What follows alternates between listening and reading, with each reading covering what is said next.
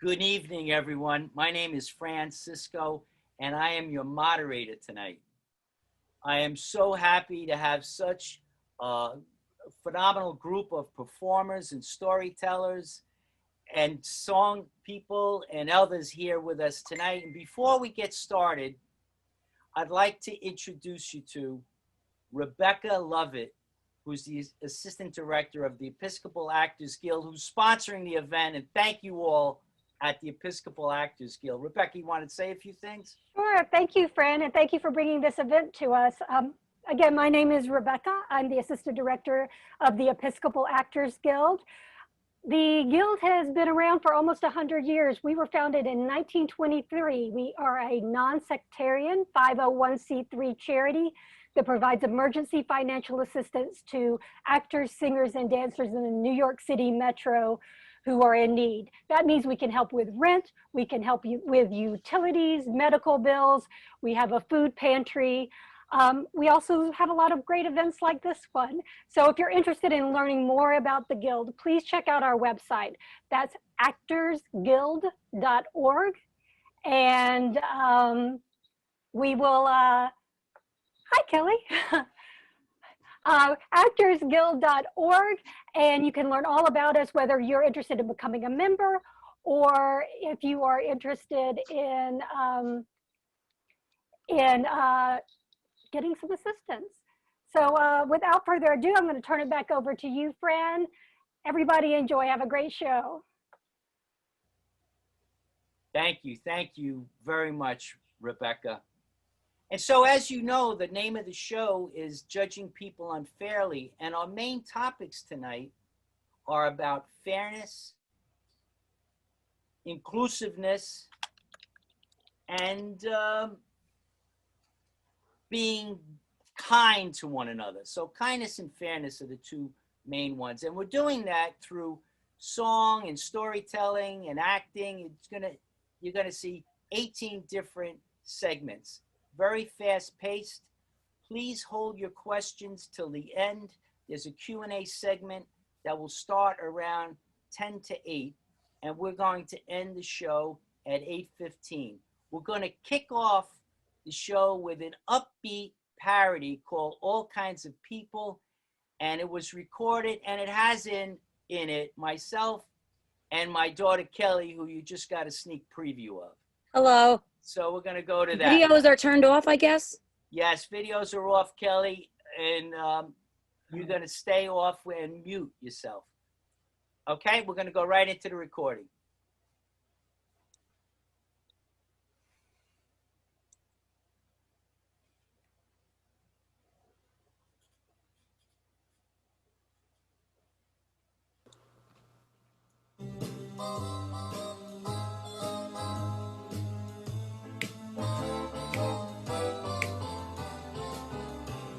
Let's take it nice and easy. It's gonna be so easy. Watch the talent and have some fun. Hey everybody, we've got singing and acting, and we'll be bringing you lots of love and energy. Who are we, Kelly? Tell them. Yeah. We are all kinds of people. Straight, crooked, and LGBT people. Red, yellow, brown, black, white, and lavender. How about these people over here? Let's tell them. The object now for all of us is to just be fair and kind to others, to not be a waste of time, 'cause it's love that really matters every time. Who are we, Kelly? Let's tell them. We are all kinds of people. Church, mosque, shrine, and synagogue. Fat, cute, skinny, that only a mother could love. You Tell him, Kelly. The object now for all of us is to just be fair and kind to others. To not would be A waste of time. 'Cause all kinds of people does it. Versity does it. Being fair and kind does it every time. As the trend says, all kinds of people does it. our diversity does it. Being fair and kind does it every time. We love you.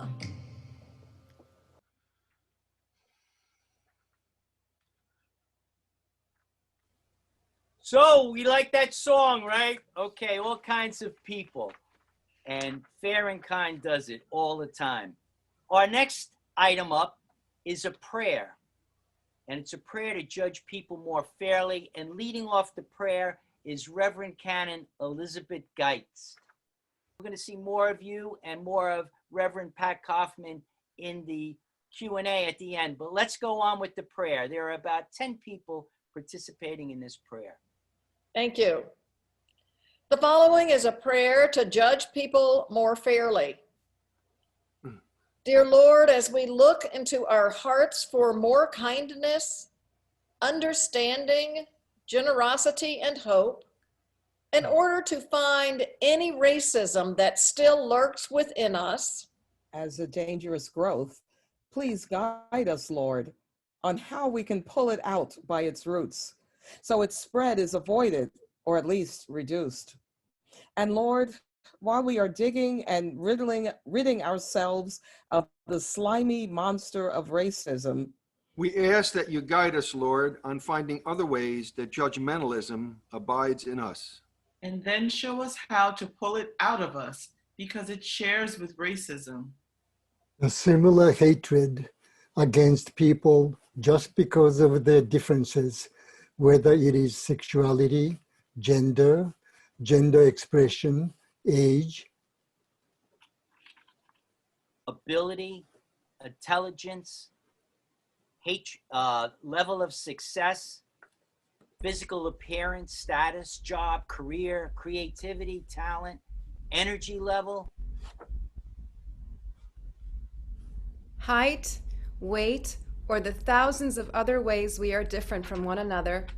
Because each one of us is unique and special and loved by you, our Lord.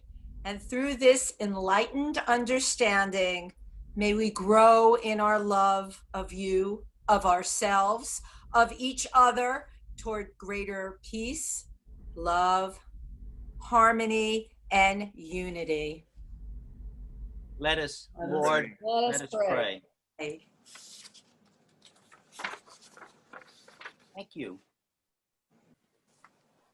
There's a monologue of myself, actually, and it's going to come on the screen very soon. It's a recording of a monologue from The Merchant of Venice.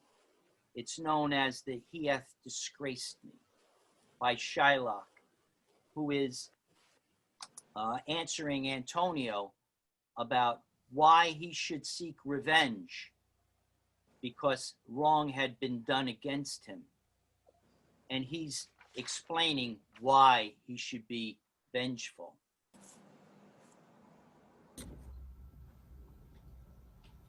The Merchant of Venice by William Shakespeare. Shylock, a Jew who has suffered endless discrimination at the hands of his enemy.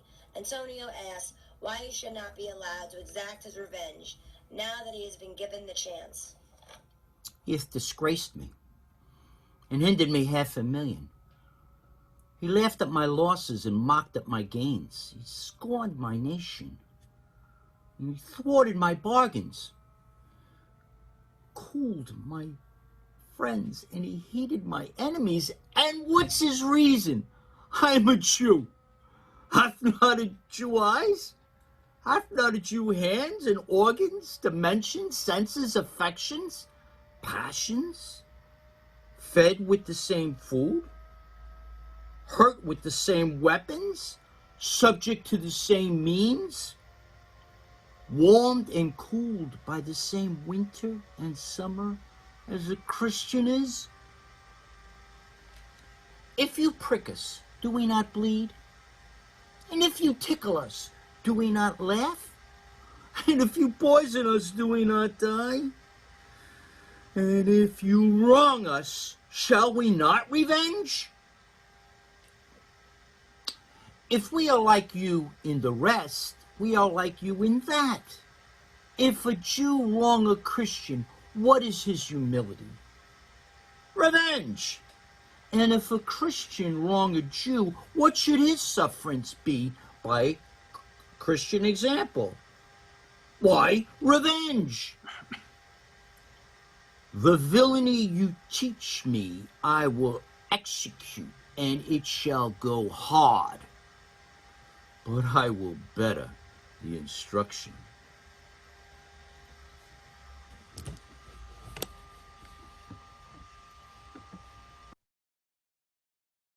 Hi, our next segment is a song by Regina Elizabeth King singing the song, The Prayer. Pleasant good evening. My name is Regina Elizabeth King. I am a Black transgender woman. I immigrated from Guyana in 2014, seeking asylum in the United States.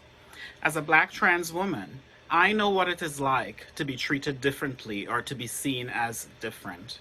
That has not stopped me. I have kept myself going. Now, I am on my way to becoming a U.S. citizen. This is a great country, and I love this country very much. And I believe that what this country needs is prayers. And that's why I'm going to do the next song. I pray you'll be all right and watch us where we go and help us to be wise in times when we don't know. Let this be our prayer when we lose our way. Lead us to a place, guide us with your grace to a place where we'll be safe.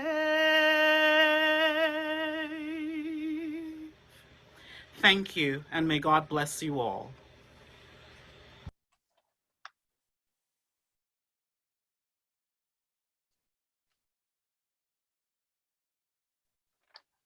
I had the good fortune of meeting the next guest that I'm going to introduce. His name is Flavio Alves, and he's the director of an amazing film called The Garden Left Behind. I'm going to bring Flavio on the screen with us. Flavio, how are you tonight? I'm doing great, thank you. Great. I was so moved by your film, The Garden Left Behind. Just tell us a little bit about it, and then we're going to see the trailer and a clip, a scene from your movie. And then sure. When we're in the question and answer segment, more people might be asking you questions. Tell us about your film. Yeah, sure. My film, The Garden Left Behind, is about a Mexican trans woman struggling to make a life for herself as an undocumented immigrant in New York City. Okay. And she has a relationship, extraordinary one, with her grandmother. Yes, it's a beautiful relationship, yes. And that meant a lot to me because I had a relationship like that with my grandmother. So we're going to watch them. And the first one, do you want to say anything about the trailer and the scene? Why don't you describe the scene that's going to come up? So you're gonna be playing now the trailer now. So the trailer or the trailer first, yes. The trailer now. Well, the trailer is nothing much to say, you know. And I don't know which scene you have for now. I think it's the the diner scene? The scene that starts with At the rubbing restaurant, her right? finger on the glass. Yes, in the Yes, is the scene where she's going out for the first date with her Right. boyfriend after 2 years, in a relationship. And now I don't want to say much because Good. I want Okay. you to see the film, So Very good. and a lot of secrets, a lot of things going on in that scene, So anyway, let's play the trailer. Good. Let's put it up. The purpose of this exercise is to relax your mind and to guide you to create your own peaceful, safe place. Continue to breathe slowly, gently.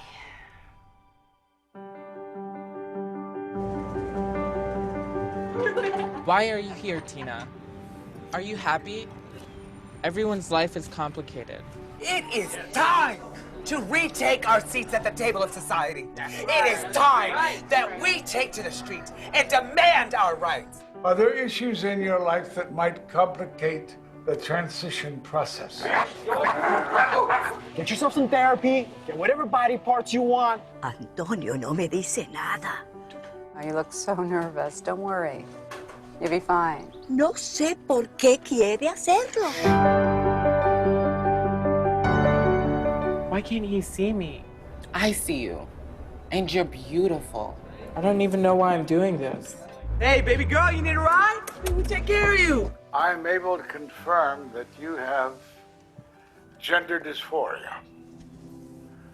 You may seek treatment.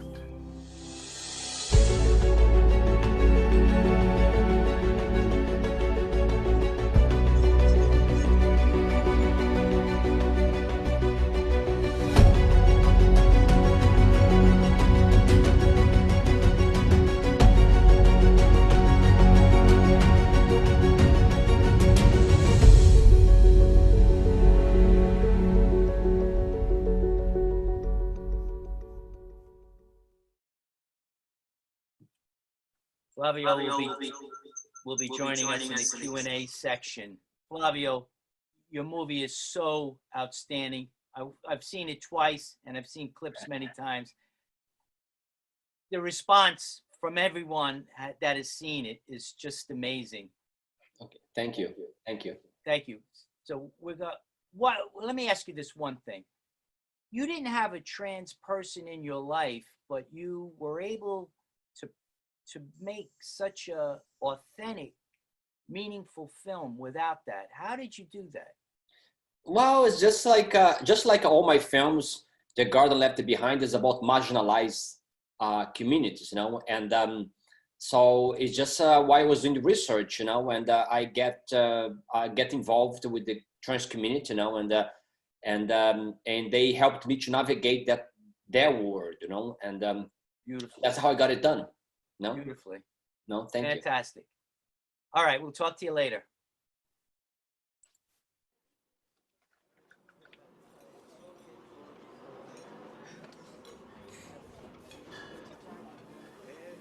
This place is amazing. Right? Told you.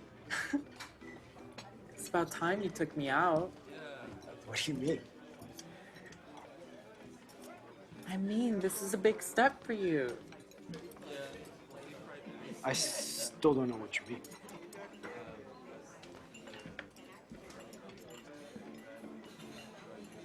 What? We're both busy people. We're out now, aren't we? We are, and it's wonderful. Our delivery guy is gonna think we died or something. Hey, you look stunning. Yeah? You're not too bad yourself.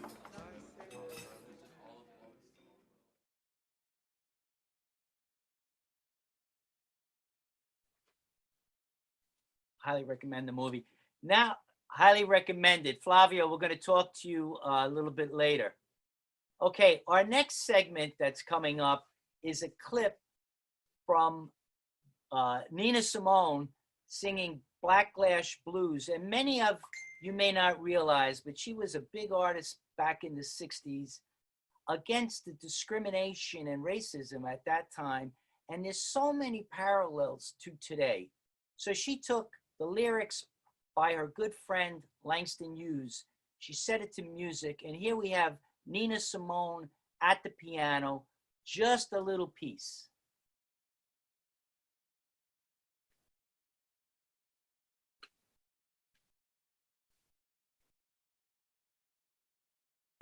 And I think we'll get to Backlash Blues and pay Langston Hughes a tribute, huh?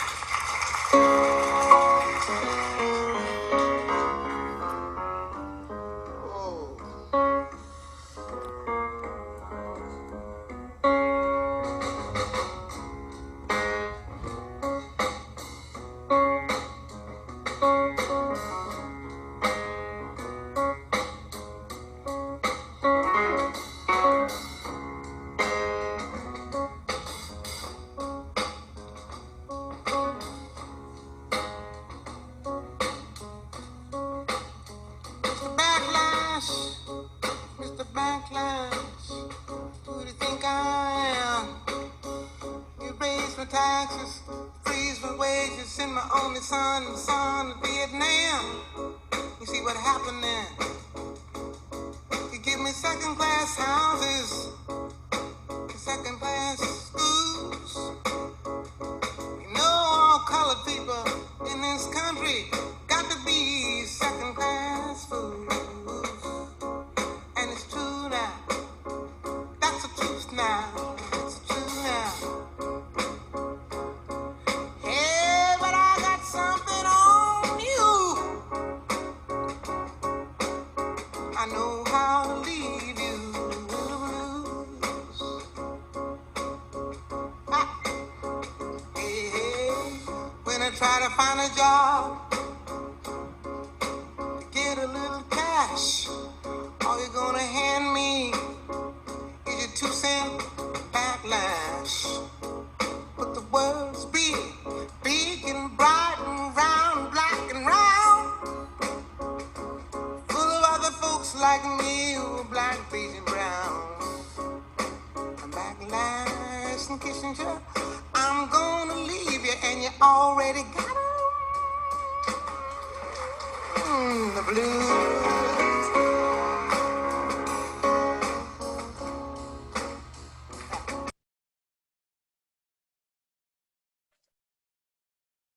I wish we had more time to hear more of Nina Simone, but she is just phenomenal.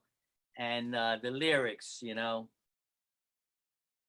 are just amazing. There isn't anyone really like her today in music, although she's an inspiration for someone to start that. Our next clip is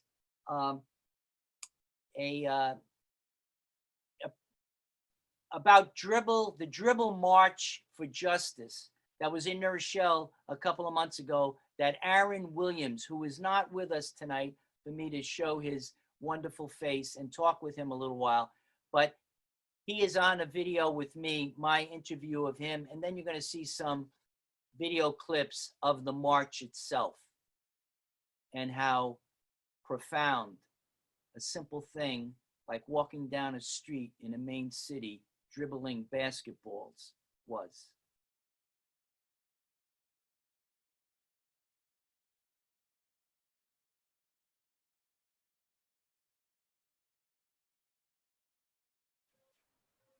Aaron Williams, so happy you could be with us tonight. And glad to be here.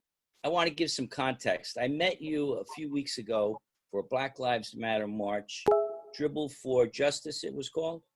Yeah.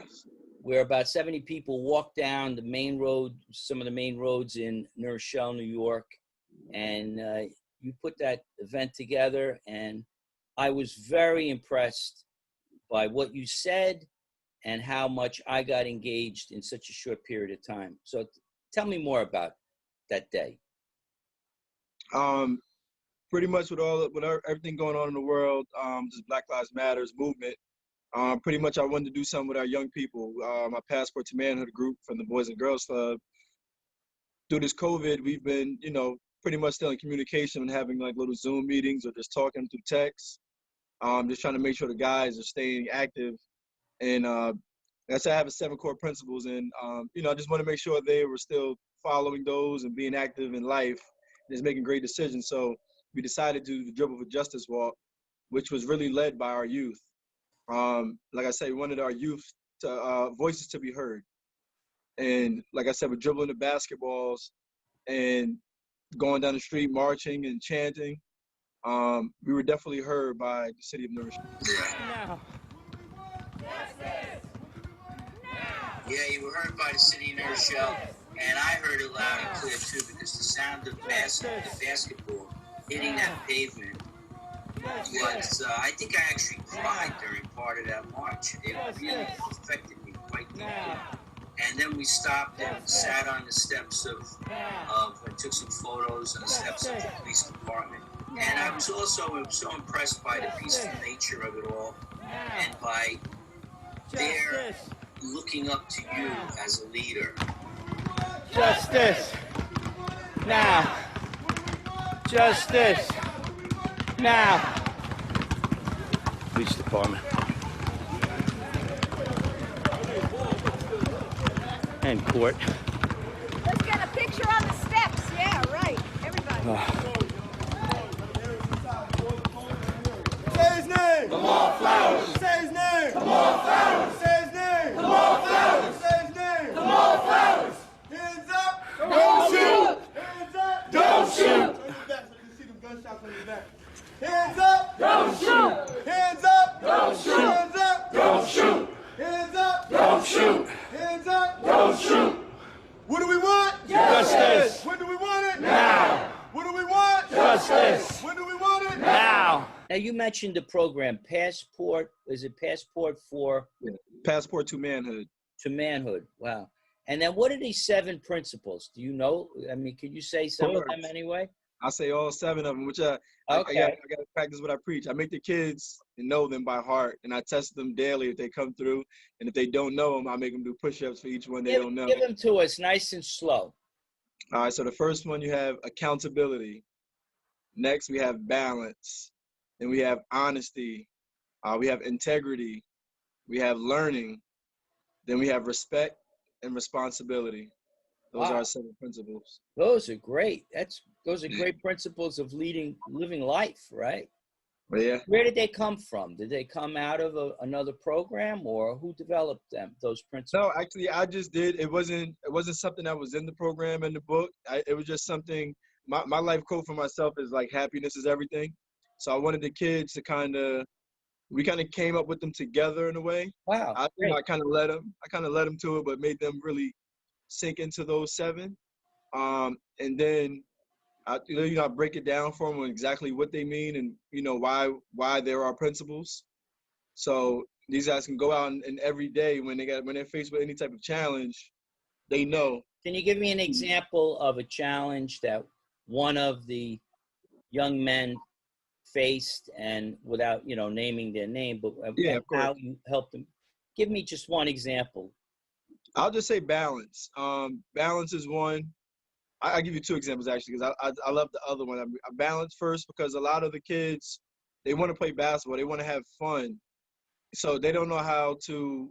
When they come from school, they don't know how to balance their time, so they don't. They make time for the fun stuff, or basketball, sports, and hanging out, but don't make time to do their work. So that was one, of just getting their balance. Like take an hour or 2, of the day to actually do your work and get it done, and get it out the way. Especially right after school when it's fresh in your mind. Or I teach them during free periods. Sometimes you want to hang out, but like if you got time to do it right then and there, get it done. So to balance that out. One of my biggest ones I added was learning. I told them, from everything that go on in your life, learn from it. Everything, every situation, even the good ones. Everybody thinks sometimes like, oh, it's a learning situation, it's a bad situation. No, sometimes your greatest is your greatest learning experience as well. So I teach them, learn from everything you do. You even learn from people. Like I learn a lot from being here with these kids daily. I learn stuff. I bet you do. I bet you do. Thank you on behalf of everybody, Thank you. I appreciate you. We need more leaders like you. Aaron Williams, New Rochelle. Thank you. All right. Have a good one. Bye.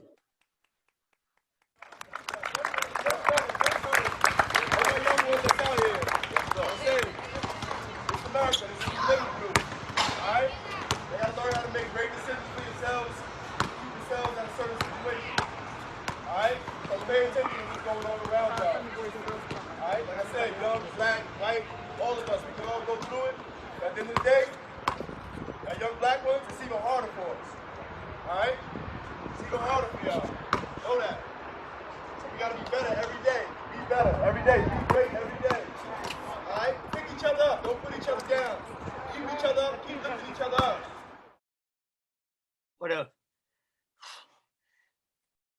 I get emotional when I think of that. I learned so much in 2 or 3 hours just by being with Aaron and the group of young black men that gave me a really different attitude and outlook. And, you know, these 7 principles real quick: accountability, balance, honesty, integrity, learning, respect, responsibility. What an incredible thing for young people to be getting someone leading them on those principles. And then you saw in the playground, and Rebecca was able to raise the voice on the sound on that video, that he said, be better every day. He's instructing them, you know, and don't bully anyone. Don't bully, pick them up, pick people up. Really great lesson. I highly encourage everyone to take part some way. That was my little part in one small peaceful protest, and I was very affected by it. Aaron Williams of the Remington Boys and Girls Club in New Rochelle and his separate programs that are related to Black Lives Matter. I was very honored to be part of that day. Our next segment is Everyday People, written by many of you watching may remember this song from Sly and the Family Stone. And we have Frank Pisani on keyboard, and he's singing too, with Terry Lamar and my daughter, Kelly Sisco. This was a first take. We did it one day. So be fair in your judgment and criticism. We think it came out great. I think so. That's right, everyday people, everyday rehearsal. This is on Terry, she got it. Sometimes I'm right, and I can be wrong. My own beliefs are my All right. butcher, the banker, the drummer, and then makes no difference what group I'm in. 'Cause I am everyday people.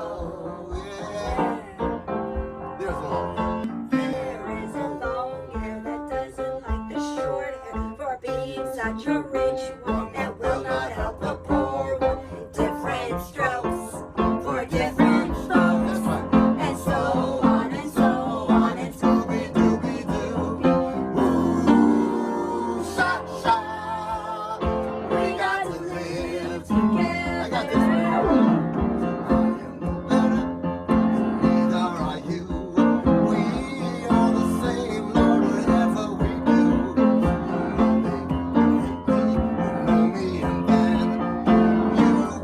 Figure out the bag I'm in, because I am everyday people. Yeah, yeah, we're on this. There is a yellow one that won't accept the black one, that won't accept the red one, that won't accept the white one. Different strokes for different folks, and so on and so on and Scooby-Dooby-Doo.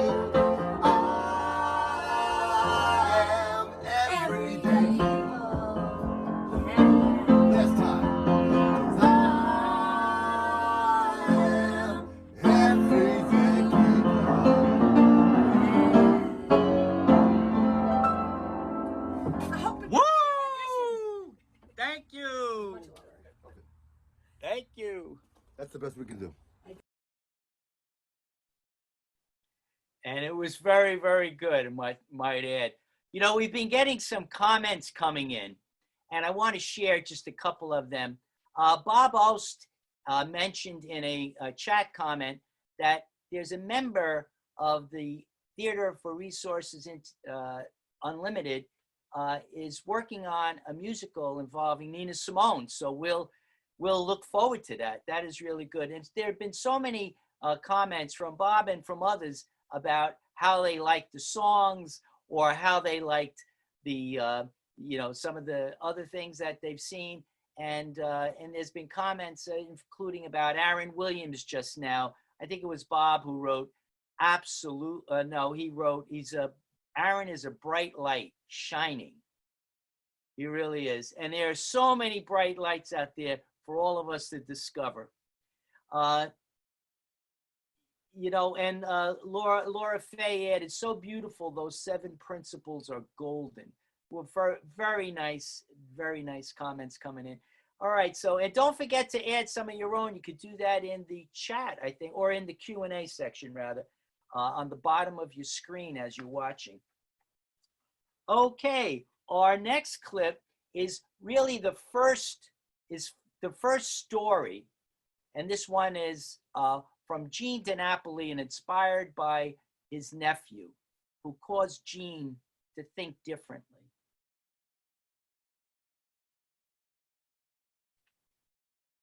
Hi, everybody.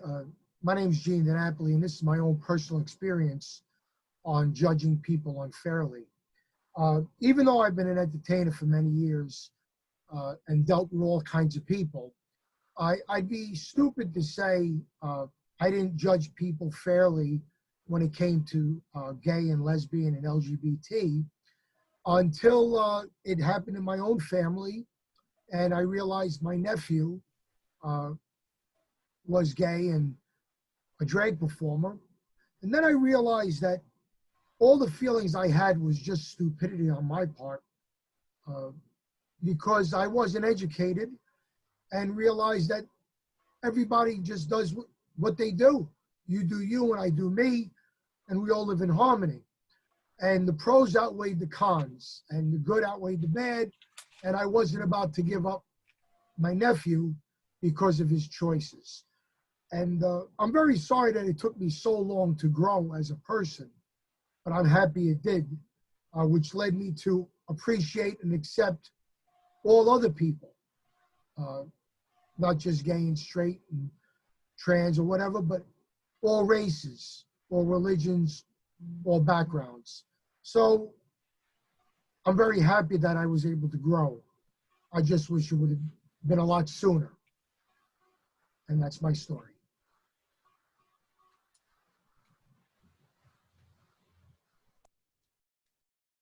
Thank you, Gene. Our next segment is a short clip from the film Breaking Points.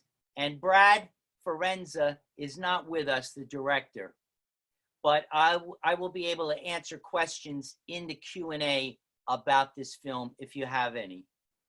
And I just want to share a couple of other comments coming in, is that people have been impressed by and touched by what they've seen so far. Someone mentioned that they're a huge Woodstock fan and that they've listened to Sly and the Family Stone's Everyday People about 2,000 times. I think I have too. And a correction on what I may have said about the Nina Simone musical. It is the Nina Simone musical, and its name, the title is Little Girl Bit. And that's the title, Girl Blue. I don't know what that is. We'll get that clarified. Okay, here we are for Breaking Points. Well, what do you think?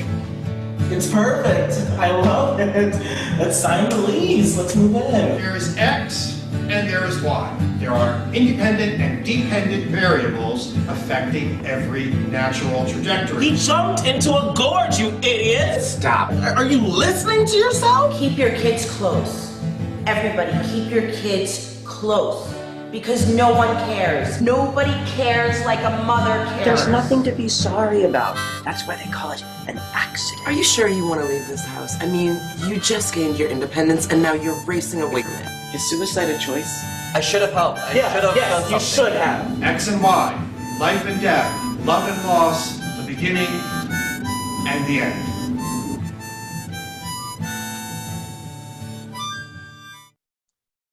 That film was actually inspired by a young man who I know his mother, the man who committed suicide. And that man's name was Tyler Clementi, And if you care to, I encourage you to look at the Tyler Clementi, with an I at the end, .org, Tyler Clementi Foundation.org. And they do a lot of wonderful work to help families cope with loss and also possibly prevent it from happening.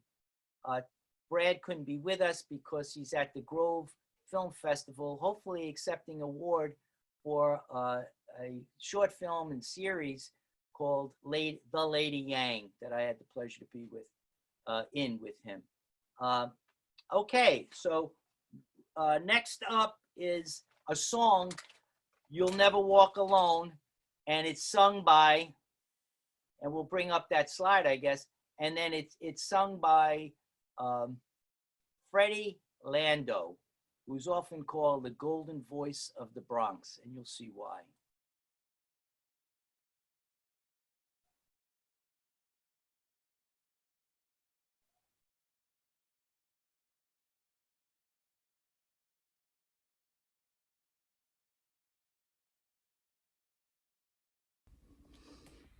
Hi, I'm Freddie Lando.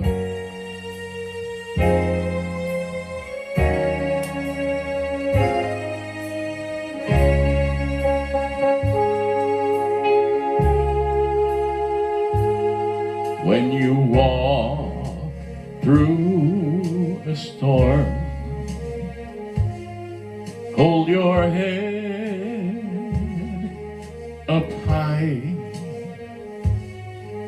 and don't be afraid of the dark. At the end of the storm, there's a golden sky and the sweet silver song of a lark.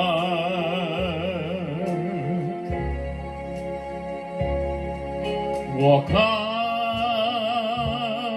through the wind,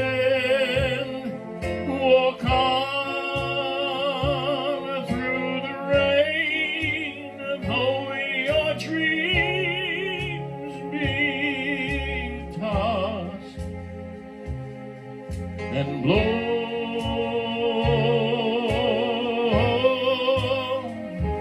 Walk on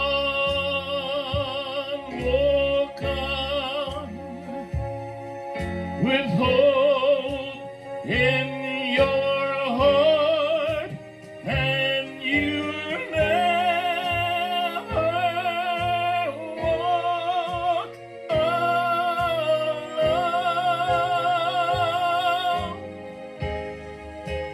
You never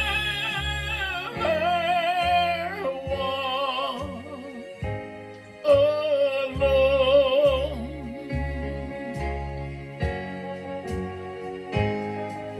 Walk on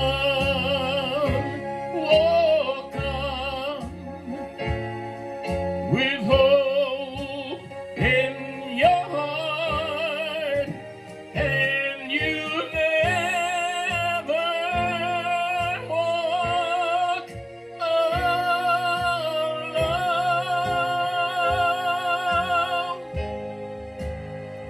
You'll never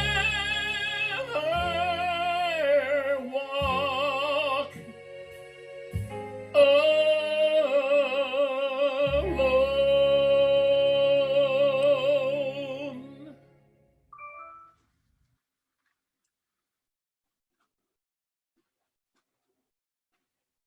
Freddie Landau, even though we're all muted, I can hear everybody clapping and clapping. What a phenomenal voice. And someone mentioned, Laura messaged me that this is my go-to song whenever I am down. Thank you for this.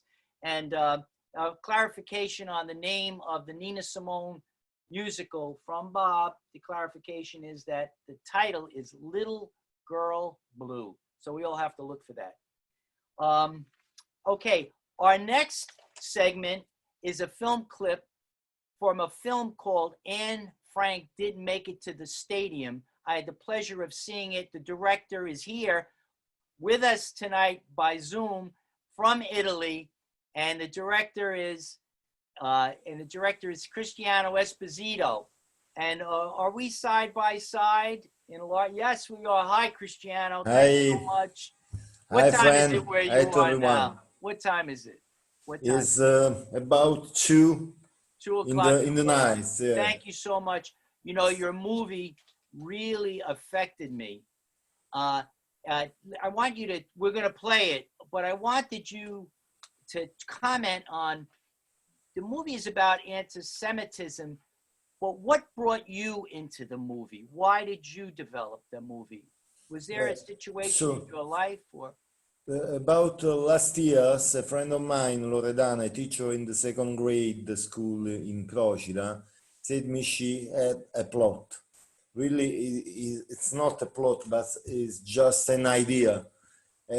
What made me sure about to shoot this film was when I see the pictures of the young guys and girls that was similar to old photos of people dead in the lager.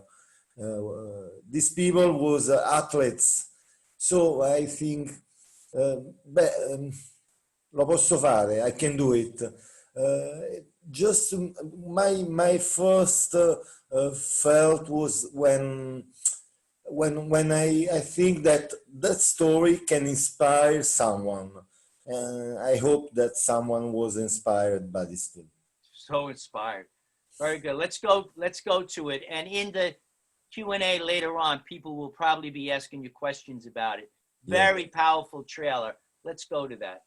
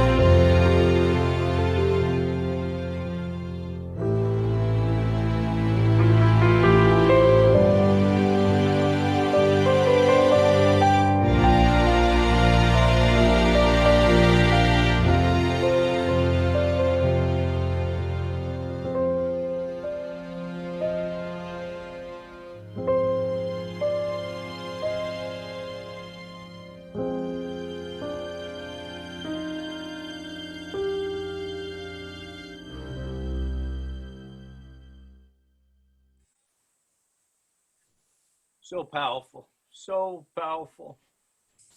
Thank you. And we'll talk to you in a little while, okay?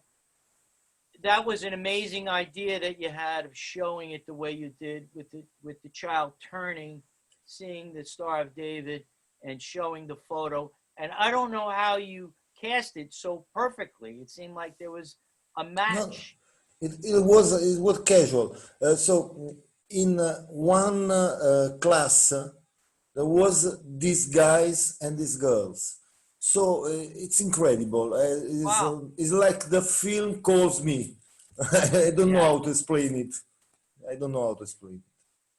Very good. Thank you so much, Cristiano. And I look forward to one day coming to Italy and spending time with you there.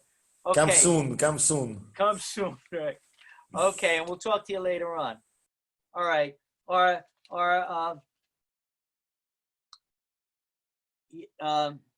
now we're going into a dramatic scene that I wrote called "Don't You Judge My Son," and it was inspired by some of the civil unrest and that's happening and dissension that's happening in our country. And I'm hoping this shines a light on some of it, how we must really work together in being with kindness and fairness and try to get some resolution. We have as actors many from the Brazen Giant Ensemble from New York City: Ken Perlstein, Dorita Helena Koenig, who is from the Episcopal Actors Guild, Laura Fay Lewis, also from the Guild and from Episcopal, from Brazen Giant Ensemble, Vince Edgehill, Aisha Cook, Ernest Mignoni, and Patt DiBuono. And myself, I'll be reading the nurse off camera. So it's a short scene. It's about 4 minutes, 3 or 4 minutes. I hope you like it.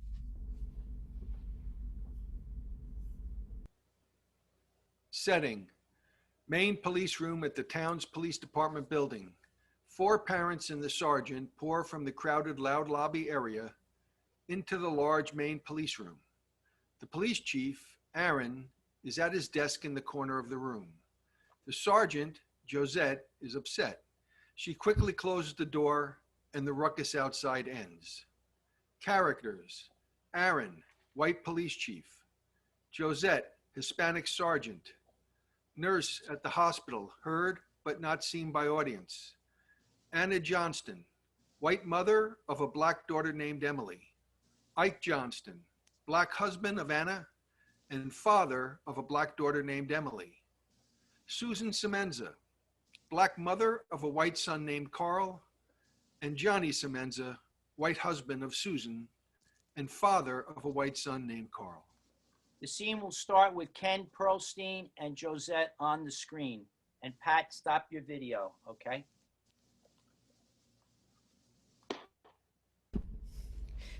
Now we all have to keep cool. Those people out there are crazy. What the hell's going on in here? Chief Aaron, there was a shooting, and this woman's daughter, she was shot in the stomach. There may have been more than one shot. We don't know yet. The hospital. One thing at a time. Come on. Hey, lady, shut the phone off.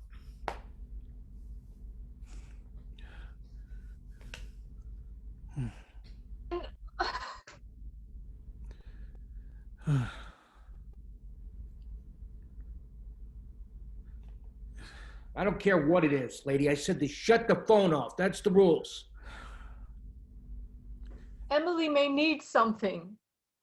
And Mr. Aaron, Chief, I'm asking you kindly to let us hear from the hospital about Emily, because we're just... Yeah, I know, yeah. We're all worried. Well, don't you think you should have thought of that before you let her be a protester?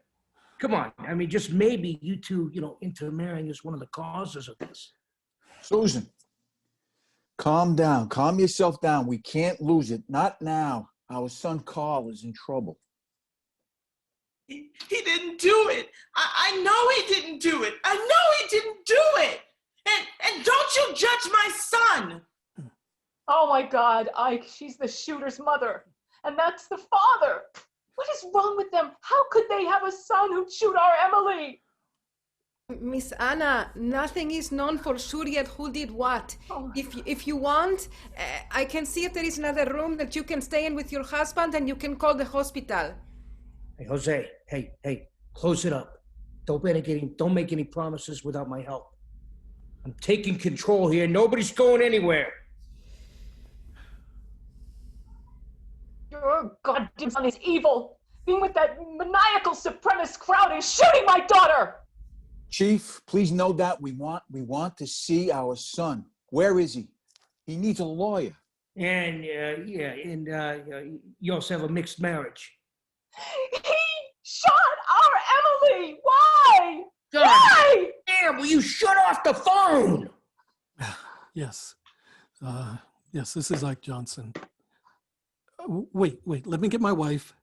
Anna, sit here. It's the hospital.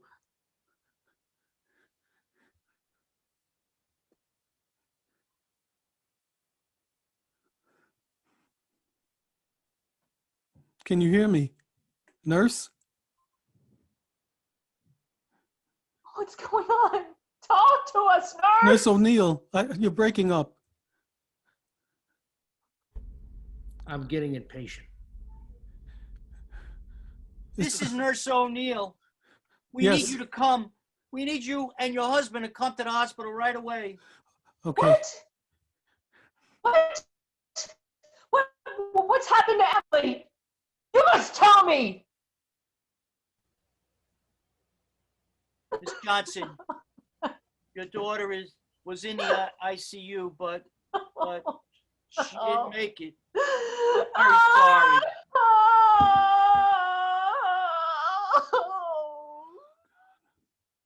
Oh no. God help us. Thank you all very much. Now we're all going to clap for that scene. You all did such a great job on that scene.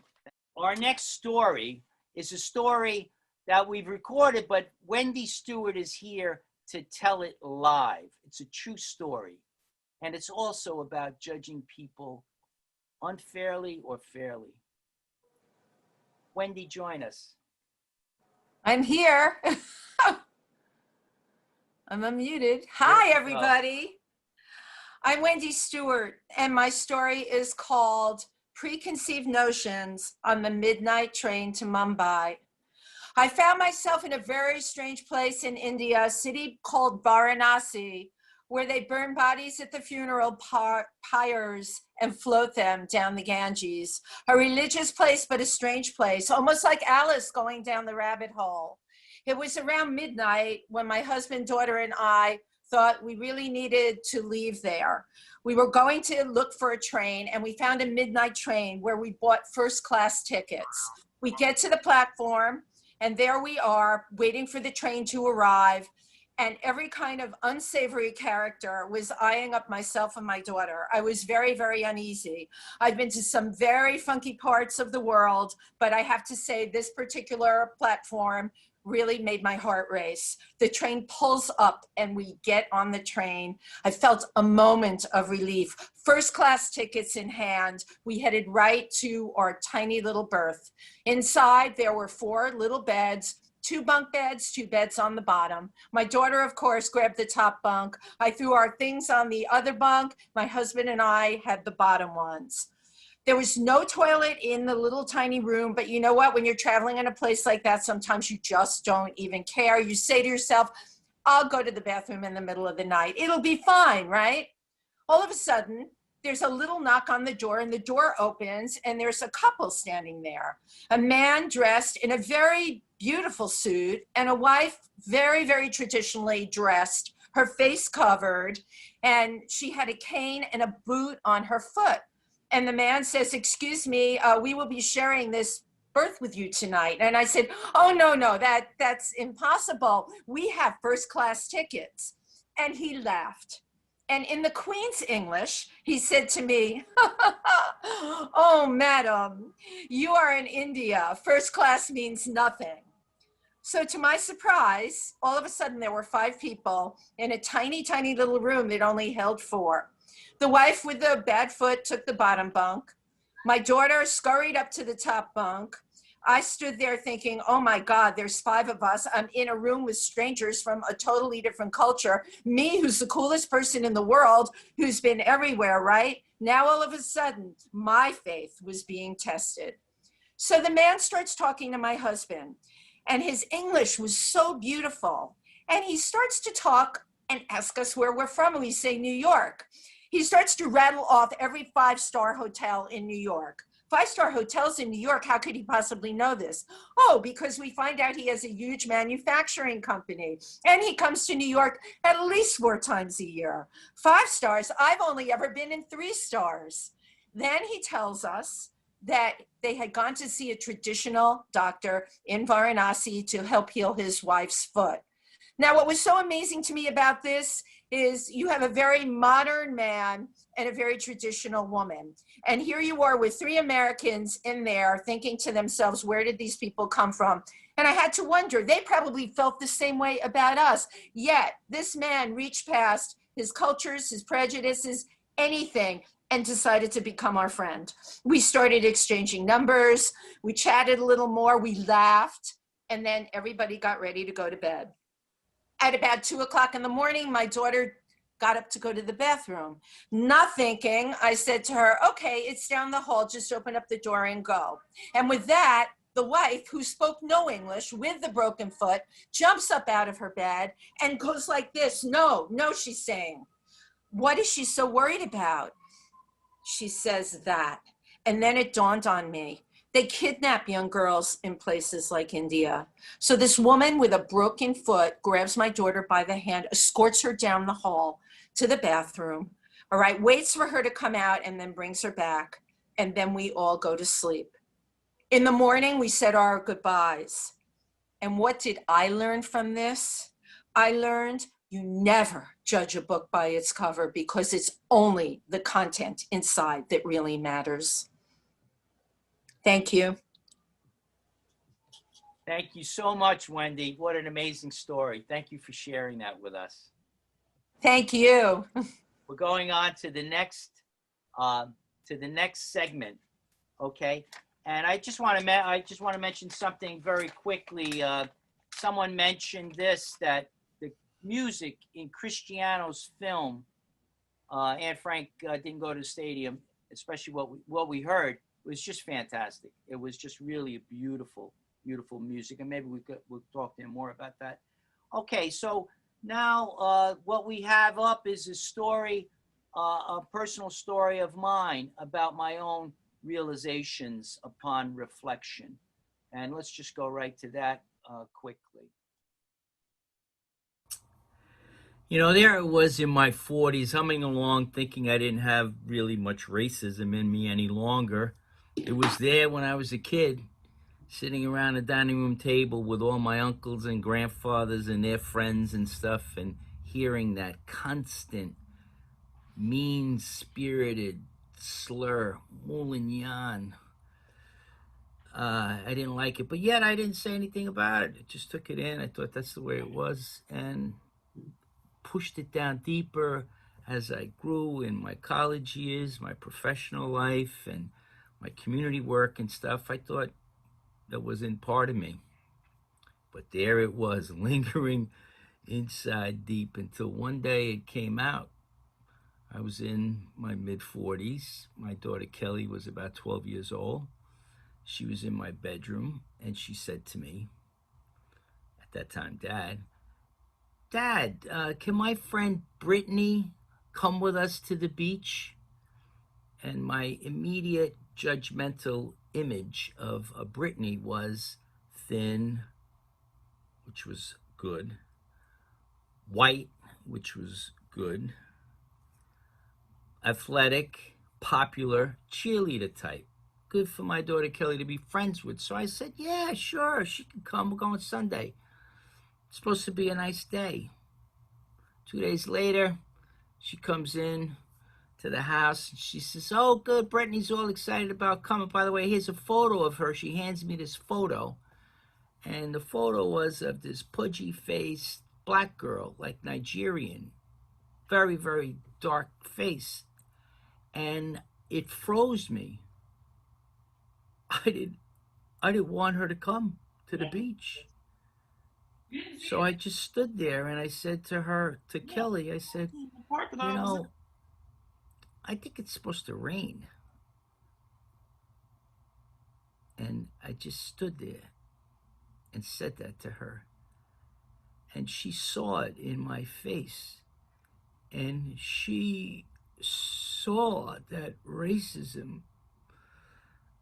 And tears started pouring out of her eyes. And she said, Dad, you don't want Brittany to come because she's black. And I said, no. And she says, yeah. And she saw the utter disappointment in her father. And I felt in that moment I was losing the love of my daughter and the respect of her and of myself. So of course I said, no, I don't mean that. No, yeah, she can come. Sure, she could come. And she did come, and we had a great day. But it was almost, thank God for that day to happen, because that put me on a path toward really recognizing what was inside of me, that slimy goddamn monster, and getting it out. And actually it pushed me into being much more inclusive, and I got to really like diversity a lot. And sure enough, years later, my cross-dressing morphed into being a transgender female, and it came in handy having an understanding of discrimination and stuff like that. And I got to really thank my daughter Kelly for having that good sense of character. And parents can learn a lot from their children. I sure learned a lot from mine.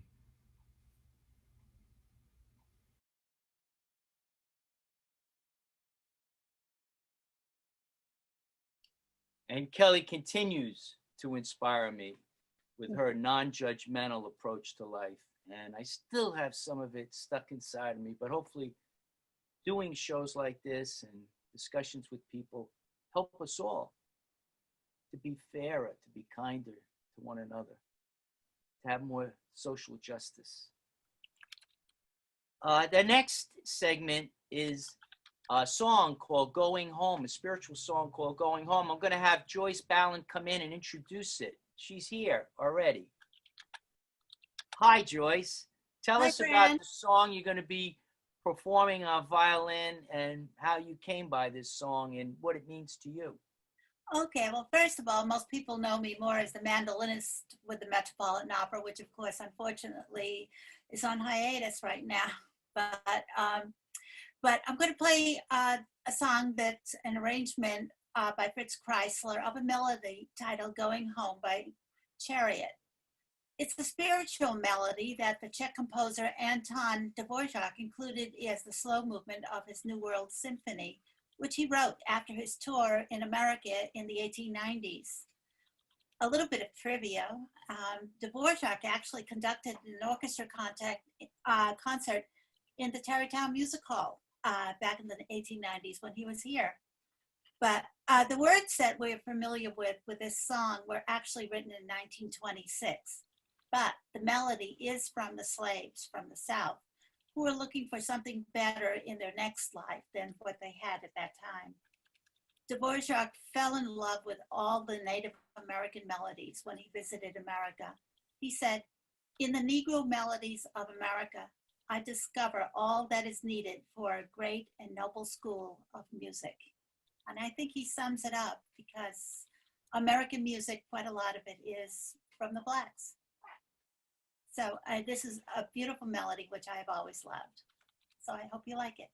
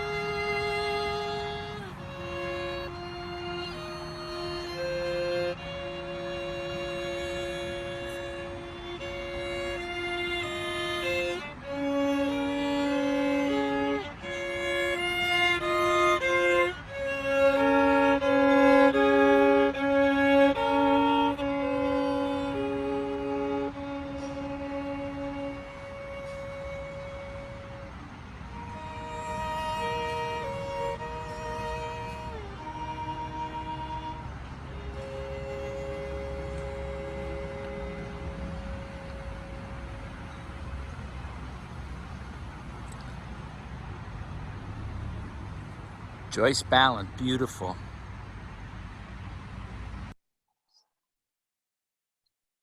Thank you, Joyce. Thank you very much. And we might be talking to you later. Thank you very much. I want to offer what Bob had said when hearing it, that he said that Dvorak borrowed it for the New World Symphony, and that Bob always loved it. He actually played it on the melody flute in elementary school. So I'm glad that these stories are generating some great memories. And Reverend Patt had made a comment that that these are very, very powerful stories, and that we're never too old to learn, as I learned from Kelly, as told in my story. And then there's several other comments coming in. By the way, when you make a comment, if it's about a particular film, someone asked, is it on Netflix? I think it is, the Garden Left Behind. Mention the item that you're making a comment about. I mean, sometimes it's obvious if it's right after a song, but sometimes we may have 2 or 3 songs. So when you're making a comment, and we heard from Bob actually has to leave now. He has another appointment, and this has gone longer, and I'm sorry for that. But hopefully we only have a couple more, and then we have the Q&A. I hope everyone stays around for it. Please give up a little bit more of your evening and stay as long as you can with it, including you, Cristiano, who it's now like 2:30 in the morning for you. Okay, so we have another story. There's actually 2 more stories, and then we're into the Q&A. This next story is by Tak Inagaki, who is Asian, and he tells of various microaggressions against him. I'm Tak Inagaki, and I'm a television producer for many decades. And my story is not so black and white, but kind of gray. But anyway, let me just mention those. Most recently, I was visiting my friend on Park Avenue, and I was carrying a white plastic bag because it was rainy Halloween! day. And Doorman said, who you're going to see. So I said so on and so forth. And then he announced my arrival as a delivery person. So it was subtle, but I could understand that. But many years ago, when I had a second marriage to a Caucasian woman, my dear friend said inadvertently, well, why haven't you married to your own kind? Well, she meant kind, thoughtful, but it stayed in me. And this is many, many years ago, but still it's live in my heart. Back in my college days, I asked a lot of questions in the class, and it was university class. And the professor got agitated by me asking questions. And he said, why don't you go back where you came from? And the classroom went silent, but nobody backed me up. And another incident I had was on Pearl Harbor Day. I did not know that it was Pearl Harbor Day. And I woke up because I couldn't breathe. And when I woke up in a college dorm, it was my friend choking my neck. And when I woke up, he said, oh, that was a joke. And it just continued like that. And during the same summer, my Japanese friend, I went from Philadelphia to Miami for vacation. And every single gas station on the Route 1, it said, we reserve the rights not to serve anyone. So we had to ask questions, are we part of that or not? And then we had to go to bathroom. And then there was a colored and non-colored. And we had to ask again questions. So yes, these memories are old, but still they live at the corner of my heart and somewhat shape me to have a bias to other people. And so I have to remind myself, these are the events in the past, and I should be better not to be influenced by these incidents or memories, and I have to act more properly. But of course, not only I feel I was hurt, but reversely, I catch myself that I do have prejudice and discriminate or profiling people. So it's living inside me both ways.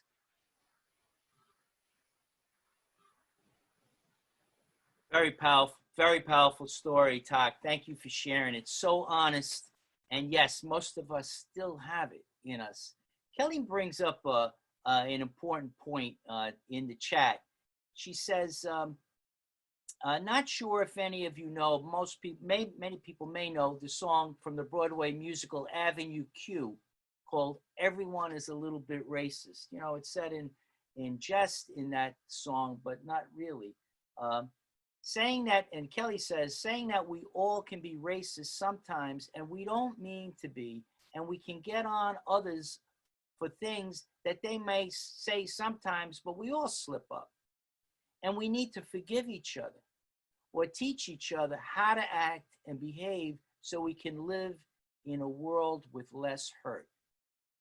Very, very profound words. And yes, we do need, that's the first step forward, is I think honesty, getting it out, and then forgiving, and then moving on.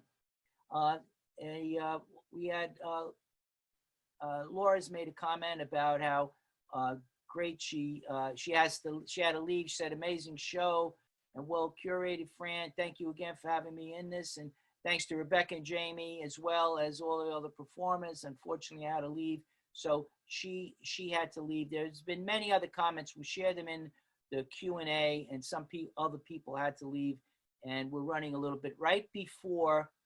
I think that's.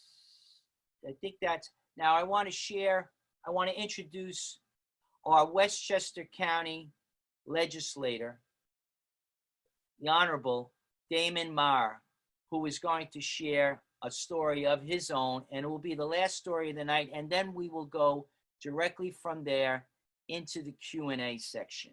And I want to, before we do that, I want to thank everyone so much for being involved in this show, and I look forward to maybe the next show or comments on social media about it and how to make it better. One way, I think, is that we're going to bring the panelists all up in the beginning of the show, so at least we all see their faces and see who's making comments.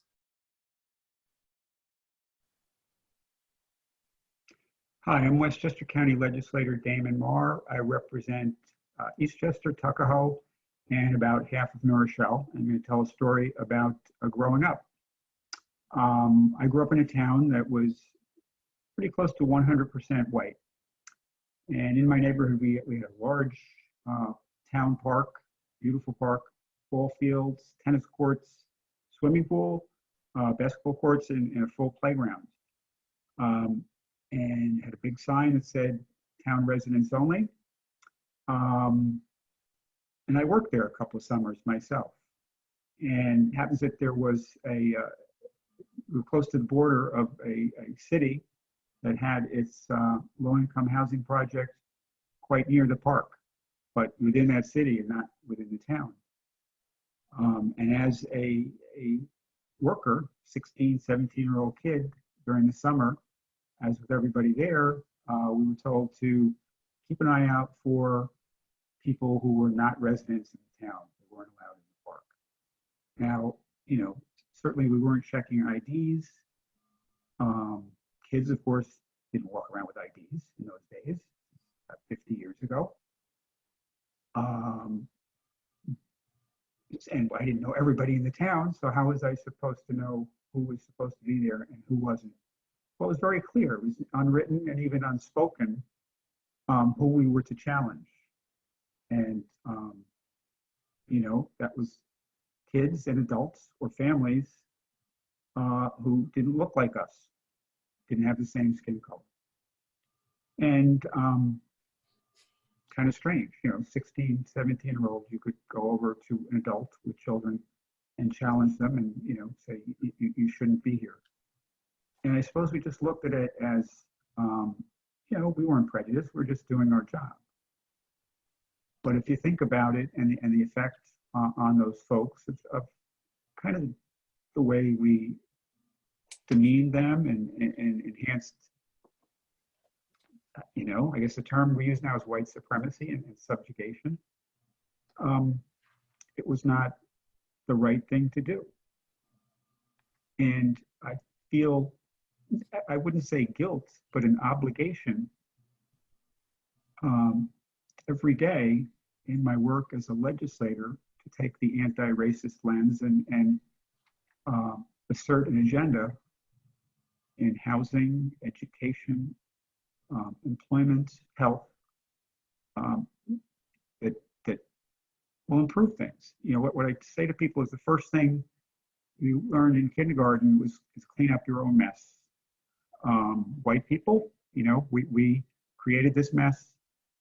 We have to take an active role in undoing it. And I think that's all I have to say on that.